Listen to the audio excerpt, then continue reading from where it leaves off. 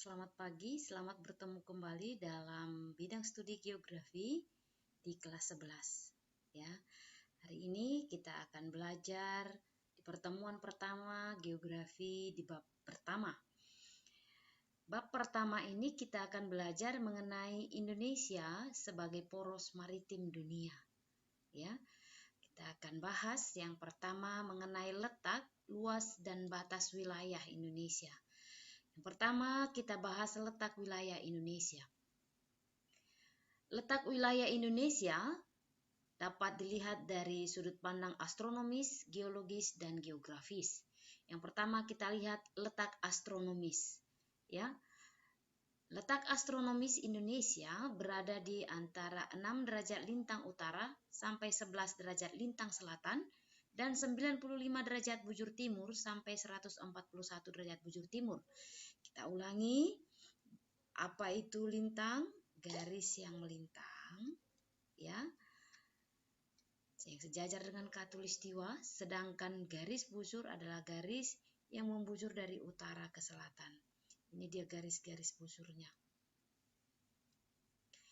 Nah, secara garis lintang, ini garis lintangnya dan garis bujurnya, Indonesia berada di 6 derajat lintang utara sampai 11 derajat lintang selatan dan dari 95 derajat bujur timur sampai ke 141 derajat bujur timur, ya. Jadi secara garis lintang Indonesia ada 17 lintang dan 46 bujur, ya, yang mengakibatkan nanti Indonesia itu berada di lintang rendah. Akibatnya Indonesia beriklim tropis, dan sebagai akibat letak bujur Indonesia terdiri dari 3 daerah waktu di bagian barat, tengah, dan timur.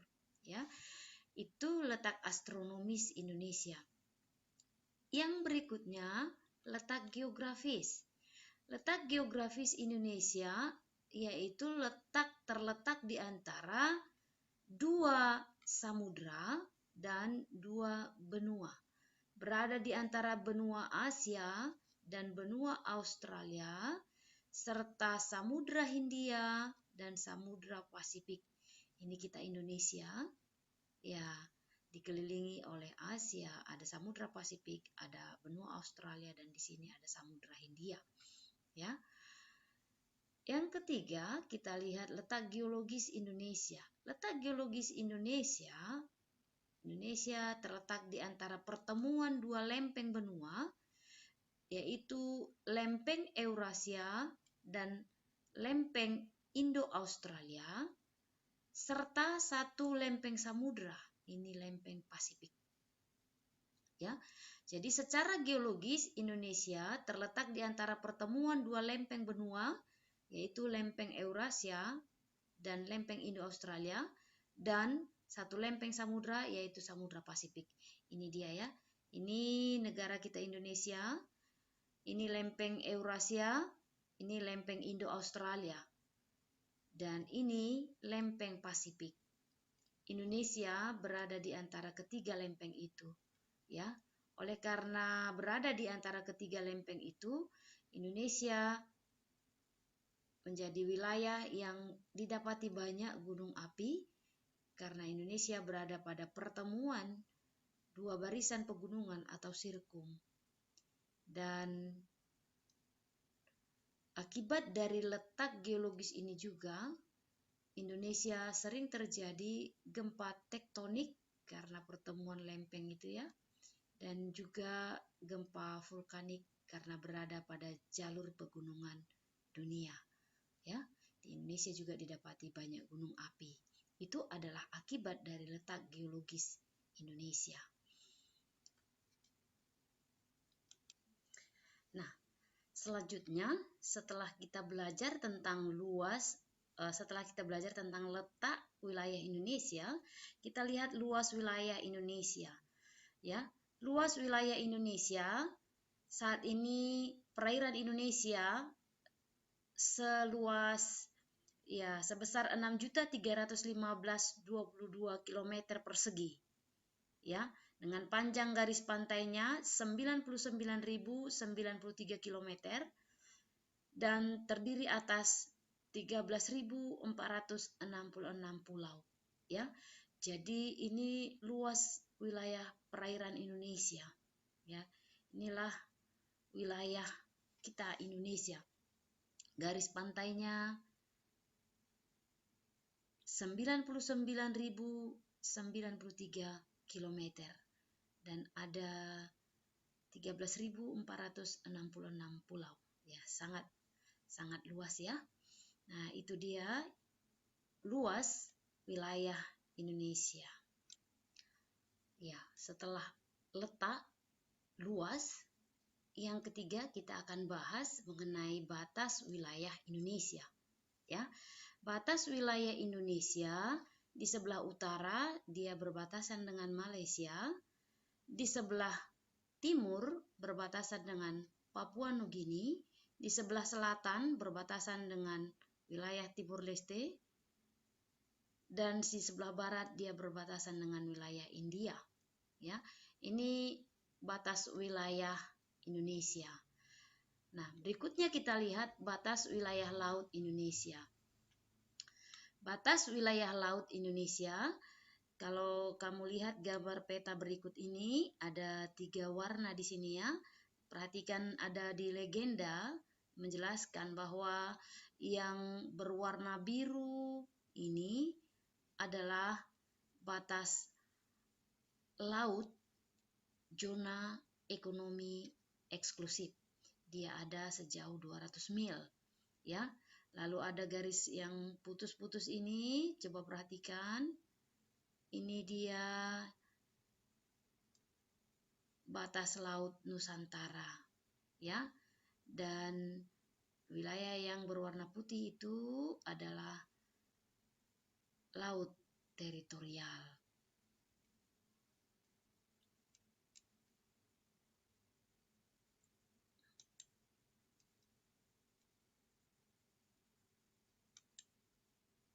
Nah, yang selanjutnya kita lihat batas wilayah Indonesia di udara, ya. Kalau tadi batas wilayahnya daratannya, ini batas lautnya, ada 12 mil, ada 200 mil, ya, untuk zona ekonomi eksklusif, dan untuk batas laut Nusantaranya ada 12 mil, ya. Itu diukur dari garis pantai terluar dari sebuah pulau, ya. Nah, yang ketiga kita lihat batasnya ke udara, ya. Jadi batas wilayah udara itu mengikuti batas kedaulatan negara di darat dan di laut. Dan batasnya dengan angkasa luar ditetapkan berdasarkan perkembangan hukum internasional, ya. Jadi kalau batas wilayah lautnya di sini ini daratannya, lalu ke udara ini mengikuti batas wilayah laut dan wilayah daratannya, ya. Itu untuk batas wilayah Indonesia ke udara.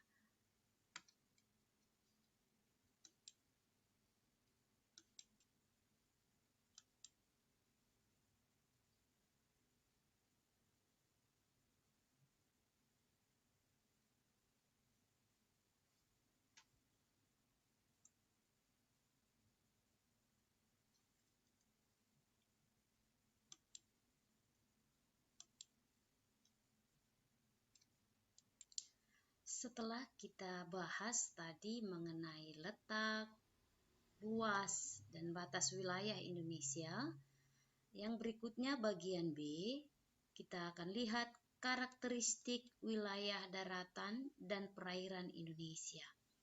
Yang pertama, kita akan memperhatikan karakteristik daratan. Karakteristik daratan wilayah Indonesia secara kenampakan fisik yang tampak yang utama adalah pegunungan, ya. Indonesia menjadi titik temu 2 rangkaian pegunungan muda, yaitu Sirkum Mediterania dan Sirkum Pasifik, ya.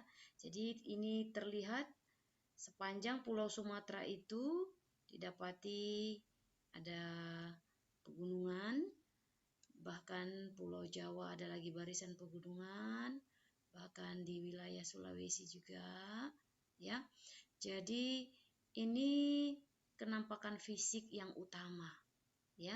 Seperti saya sudah singgung pada saat membicarakan tentang letak geologis Indonesia yang berada di antara pertemuan 3 lempeng, yaitu 2 lempeng benua dan 1 lempeng samudra, ya.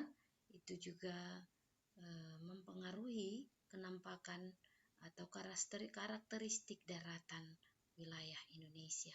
Ini kenampakan yang utama wilayah Indonesia. Ini karakteristik yang utama yang terlihat untuk wilayah Indonesia. Nah, yang kedua ini karakteristik perairan, ya. Karakteristik perairan darat dan juga perairan laut, ya. Nah, untuk karakteristik perairan ini kita akan bahas dalam video yang berikutnya. Untuk pertemuan kali ini, untuk video yang pertama ini kita cukupkan sampai di sini. Untuk lebih dalam lagi, lebih panjang lagi uraiannya, Anda sekalian boleh membaca literatur-literatur yang berhubungan dengan uraian kita hari ini. Terima kasih, semoga bisa dimengerti dan dipahami. Selamat pagi.